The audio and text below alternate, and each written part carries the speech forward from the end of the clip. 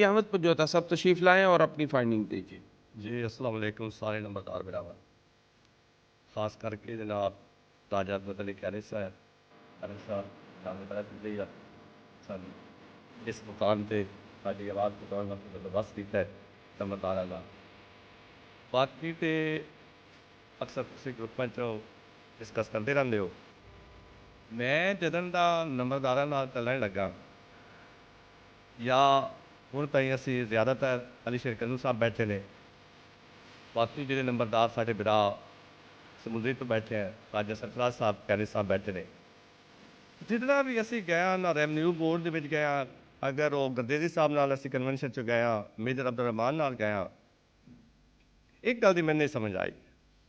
अज इन्होंने बजुर्गों के सामने मैं आदा कि ये कोई सन हर रोज़ के सफ़र का पता तो लगे कि असी गलत तो नहीं कि कमिश्नर ऑफिस बहने तो वो जो असी इकट्ठे होकर बहने कि आते ने नंबरदार साढ़े बाजू ने, नंबरदार बिल्कुल असी दुआड़े तो बाज कुछ भी नहीं।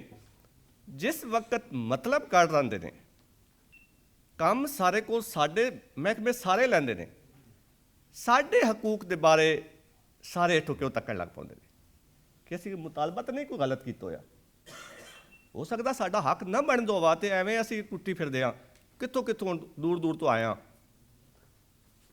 तुहाडे जे भरावां को ही पुछना है तो असी खामोश हो बनीए कि साडा हकूक नहीं है जिहड़े असी मंगदे हाँ, कि गलत नहीं असी। कमिश्नर भी आखदा है, DC भी आखदा है, AC भी दफ्तर बहने कि जो इकट्ठे होकर जाने कि नहीं नहीं भाई जान तुहाडा दरवाजे खुले ने, जो साडा काम पाउंदे तो तलो तकन लग पाउंदे, सियासी का फोन कराना पै पैंदा। इन आ रही हूँ इस वक्त ई बिलिंग ही आ गया, जो सन ई बिलिंग दे नंबरदार को खतूनी लै ली गई है तो फिर ए धक्के दे नाल ए फोन करना कि ऐसा वक्त आ बयाना जमा कराओ नहीं तो नंबरदारियां जनाब, ये कि तरीकाकार है। हर बंदा अलग अलग बेइज्जती करांदे पे हो, जदों साडा उस बिल के उत्ते जिक्र ही कोई नहीं। 1992 में 12 स्कीम खत्म हो गई है। 1992 से अज तक असी केड़ी ताकत नंबरदार हाँ, इतने नंबरदार रेवन्यू बोर्ड चो इरीगेशन विचों असी 100-150 बंदा बहने हाँ। साड़ी इतनी गल उन्होंने नहीं सुनी कि उस अफसर ने जिसने 1992 12 स्कीम खत्म की गई तो हर इस नंबरदार जो बैठो होया 16 लाख 20 लाख 25 लाख असी किस गल का जगह टैक्स उन्होंने इकट्ठा करके पे देने। असा अपने हक की भी गल नहीं, ये किहड़े अफसर ने जिन्होंने सामने असी खलो के तकरीर पै करते हाँ, पता भी सारी ना, साड़ी गल क्यों नहीं बंदे मनते।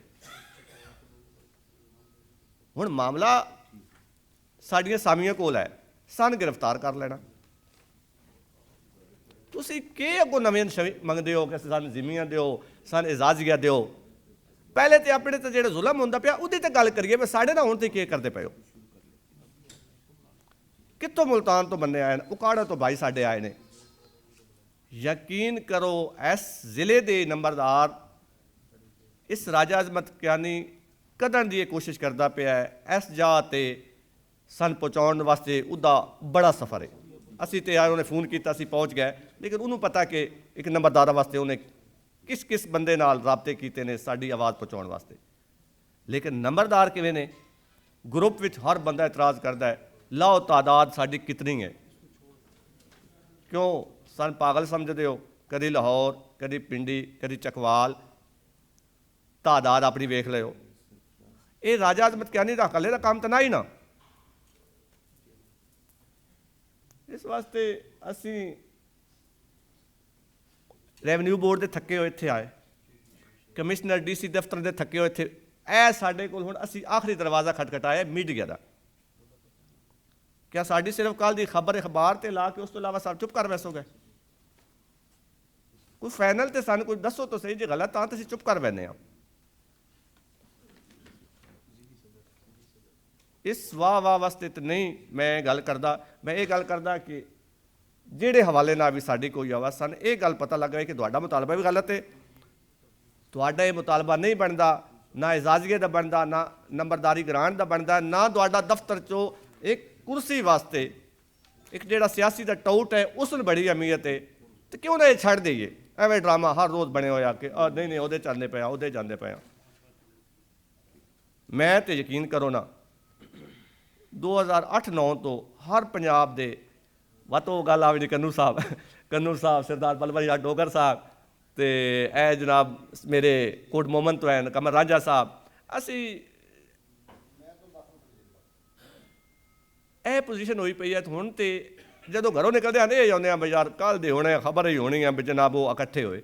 ਸਾਡੀ ਕੀ ਗੱਲ ਹੈ, ਕੋਈ ਮਹਿਕਮਾ ਕੋਈ ਇਦਾਰਾ ਹੁਣ ਅਸੀਂ ਆਖਰੀ ਜਿਵੇਂ ਮਾਯੂਸ ਤੇ ਗੁਨਾਹ ਹੁੰਦਾ ਹੈ ਲੇਕਿਨ ਆਖੜਾ ਪਾਉਂਦਾ ਹੈ ਕਿ ਵੇਖੋ ਤਾਂ ਕਦਨ ਦੇ ਕਨਵੈਨਸ਼ਨ ਗਰਦੇਜ਼ੀ ਦਾ ਕਿੱਥੇ ਹੋਇਆ, ਮੇਜਰ ਅਬਦੁਰ ਰਹਿਮਾਨ ਦਾ ਕਨਵੈਨਸ਼ਨ ਹੋਇਆ, ਕਿ ਸਾਡੇ ਨਾਲ ਵਾਅਦੇ ਹੋਏ।